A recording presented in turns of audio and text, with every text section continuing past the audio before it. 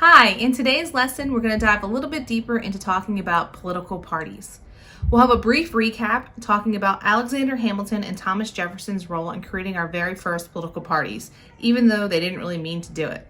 We'll also talk about what an actual political party is in a little bit more depth, and we'll look at the functions and roles of a political party. Why do we have them? What do they do? What purpose do they serve in our government?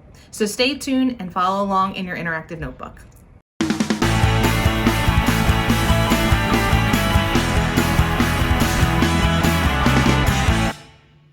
All right, we're on page 3 of your interactive notebook. So let's review and recap what we talked about in the last lesson. We finished off talking about Hamilton and Jefferson and how they kind of inadvertently started the first political parties.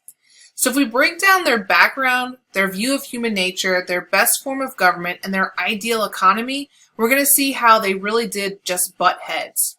So Alexander Hamilton was born a very poor man. He was born outside of the United States, and he did immigrate here. Jefferson, on the other hand, was born to a very wealthy planting family in Virginia. So right there you can see they're coming from two very different styles of life. Their views on human nature. Hamilton said, people are selfish. They're out for themselves, which some people are, but Jefferson argued that informed citizens, they can make good decisions. So when it's coming down to what type of government we're going to have, Jefferson really wants to put more power in the hands of people because he says if they're going to be informed, they're going to make good decisions. Whereas Hamilton says, no, they're not. They're just going to do what's best for them. It's a difference of opinion.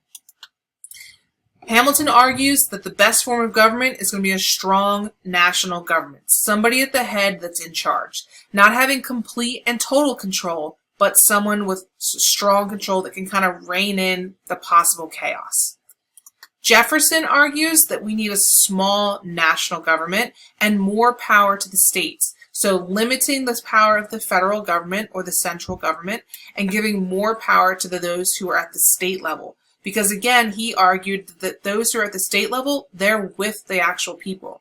Someone who's in the national government, say Washington, D.C. these days, Washington, D.C. is very far from, say, California. Especially in the early parts of this country, it's a very long distance. So it's very hard to communicate and connect with those people. Hamilton's ideal economy, he was a businessman. So he wants to promote, you guessed it, business, manufacturing, and trade. Those are his biggies to help our economy grow. Jefferson, on the other hand, was from a wealthy farming family. So he wanted to promote agriculture. So again, two differences of an opinion. These two gentlemen were arguing over the Constitution, how much power to give the federal government. And they inadvertently created our first two political parties. Now, there aren't direct ties to, say, the Republicans and the Democrats, but there are some loose strings that could, plug and play here and there. Another question that I usually get as we start to talk about political parties is where on earth did they get those symbols from? So I've linked 2 videos here for you that go through and talk about why the Republicans chose the elephant and why the Democrats chose the donkey. So be sure to check those out. But let's talk about political parties, what they are and what the major parties are. So again, political parties are an organized group of people who share similar political views. And again, emphasis on similar. They're not 100% directly aligned, but they do have similarities. You could have a difference of opinion within your own political party. So they do work to influence government, and they do this by trying to fight and gain power by having a candidate that's elected to office. Republicans and Democrats are the 2 main parties. Now, the United States is technically a multi-party system. We do have other smaller third parties, but only about 40% of Americans identify as politically independent or as part of a different party. So for that reason, we generally have said people are Republicans and Democrats and we're a 2-party system. Most independents typically end up voting either Republican or Democrat, or they lean one way or the other. So you might be an independent, but you lean more towards the Republican side, or you might be an independent and you lean more towards the Democratic side. There has been no third-party candidates that have won the presidency yet. Never say never. There have definitely been candidates that run, they just haven't won yet. So what is a third party? The United States has many political parties. Candidates can represent any party, but not all of them are going to make it onto the official ballot come election day. Each state has specific rules about how they can get onto the ballot. Usually it comes down to a certain number of signatures from registered voters. The big three third parties are the Libertarian Party being the largest, followed by the Green Party and the Constitution Party. You can also write in your own candidate. Mickey Mouse is well known for being a write-in candidate for a presidential election. You can write whoever you want. You can vote for whoever you want for president. And we'll talk more about that in our election video coming later this semester. So let's talk about this political cartoon and see what interpretation the cartoonist is trying to make. We have a picture of the well-known symbols for the Democratic and Republican parties, the donkey and the elephant, and then this artist chose to represent the third party with a unicorn. So what's he trying to say here? I think maybe he's trying to say, he or she actually, I'm not sure, is trying to say that third parties are magical, they're a fantasy, like they're never going to happen. Yes, there's never been a president elected, but it's not to say that they won't happen. That they're unique, definitely. They serve specific interests. They're much more narrow-minded than, say, the big parties of Republicans and Democrats. They have to be much broader. They're rare. Maybe that.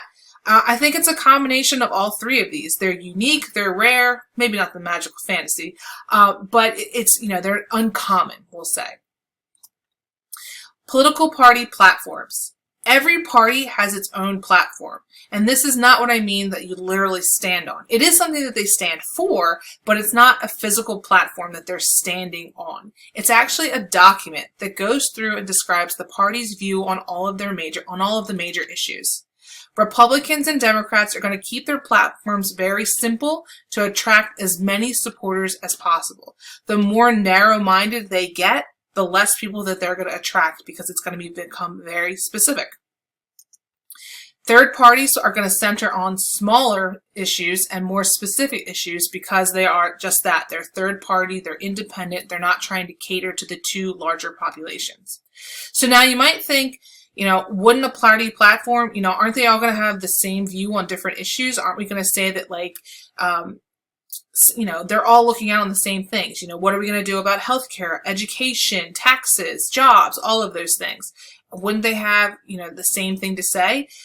It's not necessarily that they're going to have the same thing to say. It's that one side is going to say how they're going to do it better, how we're going to enforce tax regulations better, how we're going to provide better education. It's their plan to do it better. That's what the big thing is of the party platform, how they're going to take these issues and make them better or serve better for us. The roles of the political parties. The first and foremost is that they're going to support their candidate. They want to get their candidate elected. So candidates are people who are running for political office, and they're going to declare themselves a member of a political party. So political parties fight at the local, state, and national level to get a candidate elected. Your local level is going to be like your mayor of a town or a city. Your state is going to be like your state governor. And then national is going to be like your president. All right, so we have 3 levels of government. They also work inside the government once, their candidate's elected. Their candidate is going to work to pass laws, solve problems, and keep the government going and the democracy humming along. Political parties and you, how can you participate? I know you're all thinking right now, Dr. Pro, I'm not 18, I can't vote, so I can't participate.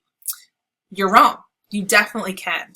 So even though you can't vote yet, you can still be involved. You can be involved in the political spectrum, campaigns. You can stay up to date with current events, become informed. You can peacefully protest. You can petition.